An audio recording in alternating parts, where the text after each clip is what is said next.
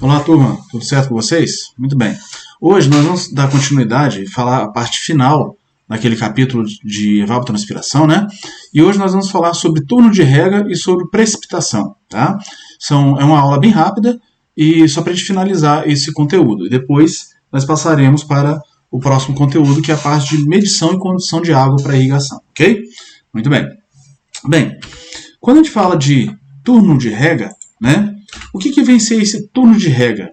Ele é aquele intervalo entre uma irrigação e outra. Ou seja, eu irriguei hoje, daqui a quanto tempo, daqui a quantos dias eu devo irrigar novamente? Por exemplo, eu vou irrigar, hoje por exemplo, dia 2. Eu vou irrigar novamente dia 6. Então tem 4 dias entre a primeira irrigação e a próxima. Então, eu diria que meu turno de rega é de 4 dias, ok? Bom, e o que vai definir esse turno de rega? Vai depender de quanto que o solo armazena água para a planta. Lembra que a gente aprendeu a calcular quanto que a gente consegue armazenar no solo de água? E depende também de quanto que a cultura, ela... Deixa eu tirar meu vídeo aqui que está atrapalhando, né? Agora que eu vi. Muito bem. Deixa eu tirar isso aqui. Agora sim, muito bem.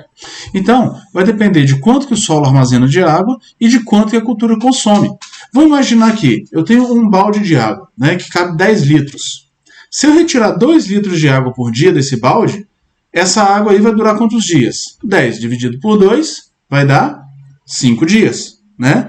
Então, imagine que o solo armazena ali, por exemplo, 20 milímetros de água. Naquelas características para uma determinada cultura, uma determinada profundidade, né? E o consumo seja de 5 milímetros por dia. Então, 20 dividido por 5 vai dar 4 dias. Entendido? Então, a gente calcula o turno de rega, que a gente chama de TR, como sendo a IRN, que seria a irrigação real necessária de projeto, que a gente aprendeu a calcular, que é igual a CRA, né? Dividido pela evapotranspiração da cultura, né? Lembrando que a evapotranspiração da cultura deve considerar a ET0, que é o valor de referência, deve considerar também o KC da cultura, que depende da espécie e da fase, e ainda outras duas características que nós vamos discutir logo mais adiante, tá? O valor da ETC que a gente utiliza é sempre o maior valor ao longo do ciclo. Lembra daquele trabalhinho que eu passei para vocês na semana anterior, de dimensionamento agronômico, que a gente identificava a fase de maior demanda, que a gente tinha ETC lá, o maior valor da ETC? Então, é exatamente aquele valor que a gente utiliza aqui, certo? Então, essa aula agora é uma continuidade daquela anterior que a gente discutiu como encontrar a fase de maior demanda aqui da cultura, né? Muito bem. Conhecendo o turno de rega, a gente pode então determinar o que a gente chama de período de irrigação, que vem a ser um intervalo de tempo, né? Ou seja, quantos dias que a gente gasta para irrigar toda a área. Imagina que um sistema de irrigação tenha lá 4 setores e eu só irrigue um setor por dia. Então eu vou precisar de 4 dias para irrigar toda a área. Outro exemplo, eu tenho um sistema de irrigação com 10 setores, né? E eu só irrigo um setor por vez, certo? Ele é dividido assim, porque se eu irrigar toda a área ao mesmo tempo, encarece o projeto. Então eu divido em setores para baratear e para ficar um sistema mais econômico, né? Então, digamos que eu tenho um sistema lá de 10 setores e eu irrigue 2 setores por dia. Então, eu vou gastar quantos dias para irrigar toda a área? 5 dias, tá certo? Mas só que a definição desse período de irrigação não se deve dar em função de um sistema já instalado. Falar, eu tenho os 10 setores, então eu só consigo irrigar em 10 dias. Não, é o contrário. Eu tenho que saber quantos dias eu posso ficar sem irrigar, que é o turno de rega. Então, digamos que eu achei lá um turno de rega de 4 dias. Eu posso gastar 5 dias para irrigar toda a área? Não, porque eu ultrapassaria esse limite do turno de rega. E aí, o que acontece se eu ultrapassar esse limite? A umidade do solo abaixa muito. E o que vai acontecer? A planta vai sofrer um estresse hídrico muito severo. Assim, a gente deve sempre usar um período de irrigação menor do que o turno de rega, no máximo igual, ok? Por exemplo, o turno de rega é 4 dias. Eu posso trabalhar com o período de irrigação igual a 4 dias? Até posso. Só que, se eu tenho o turno de rega de 4 dias e o período de irrigação é igual a 4 dias, eu não vou ter folga. Ou seja, quando eu acabei de irrigar de irrigar todos os setores, já está na hora de eu começar a irrigar o outro. Então, se der algum problema na bomba, algum problema elétrico, alguma tubulação que se rompeu, eu não tenho uma folga para fazer essa manutenção, tá certo? Então, por isso que é interessante que eu sempre trabalho com o período de irrigação igual ao turno de rega menos 1. Ou seja, esse menos 1 é um dia de folga. Então, se eu tenho um turno de rega de 4 dias, por exemplo, o ideal seria trabalhar com o período de irrigação de 3 dias, ok? Bom, para calcular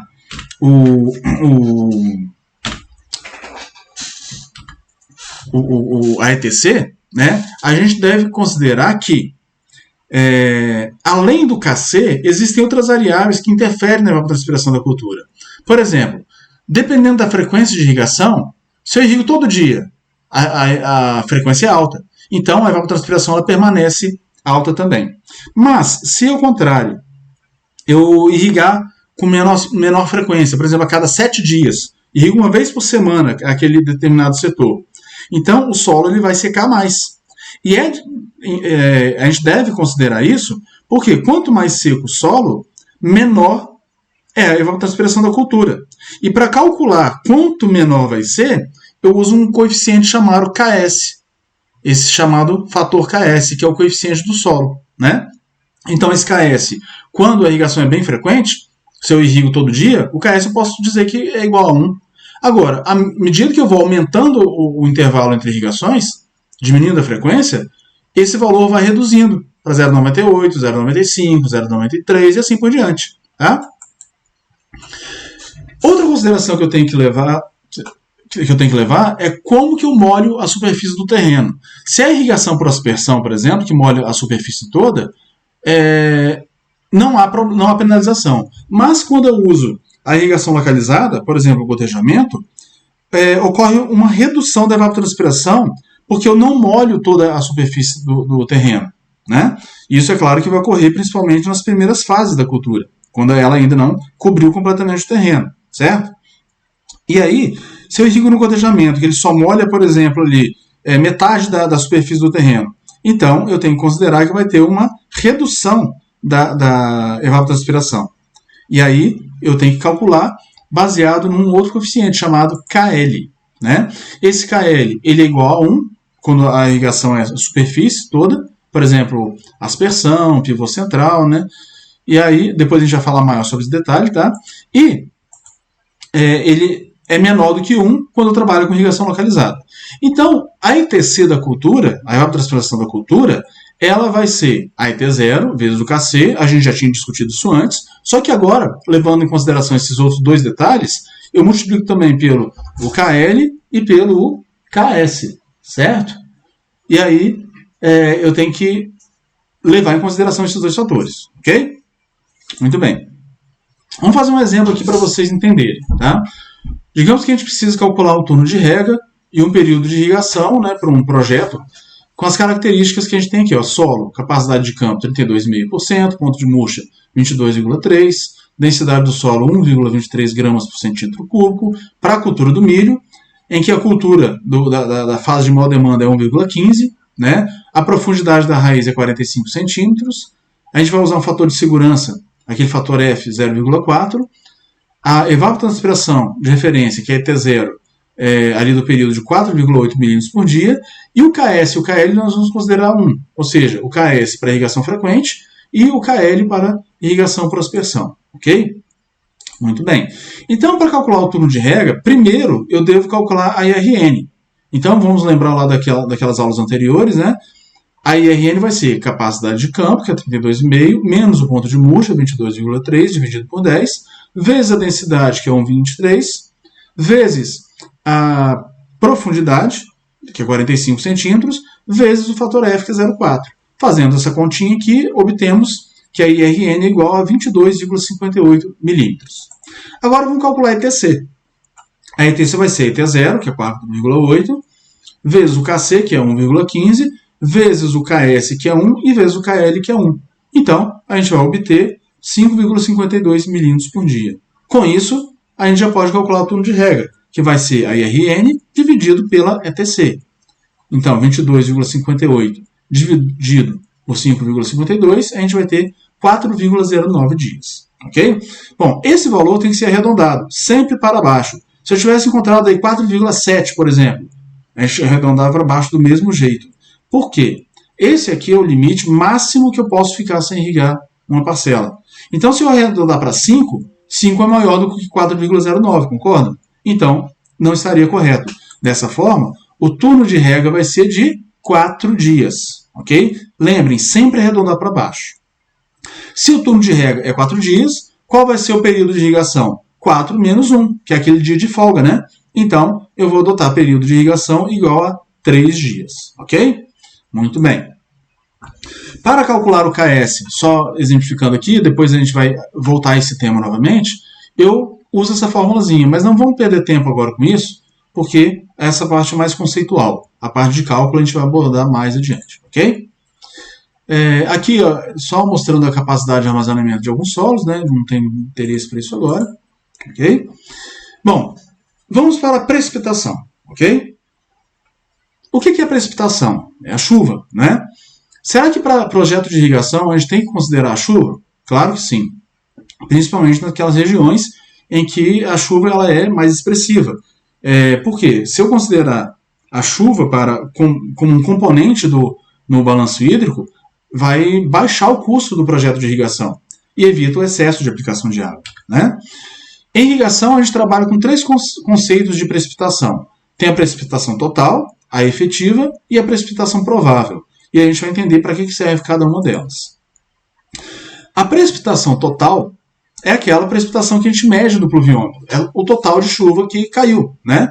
A gente não considera as perdas. Então, a gente vai lá no pluviômetro, mediu lá, choveu 52 milímetros. Essa é a precipitação total, ok?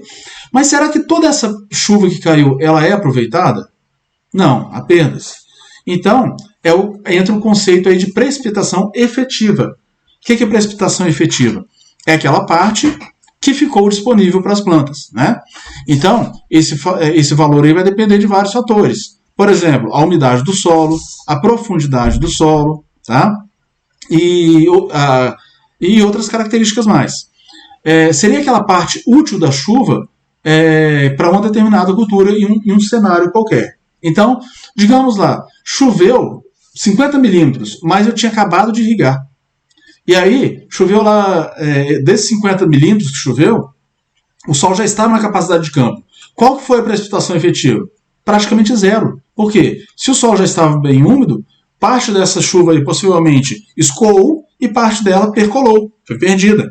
Então, para calcular a precipitação efetiva, eu tenho que conhecer qual é a profundidade de armazenamento, quanto que o solo armazena, e qual que era o conteúdo de água daquele solo naquele determinado momento. Ok? Muito bem. E, por fim, temos a precipitação provável. Essa precipitação provável, ela entra naquela previsão de chuva, né? Mas é uma previsão baseada numa série histórica.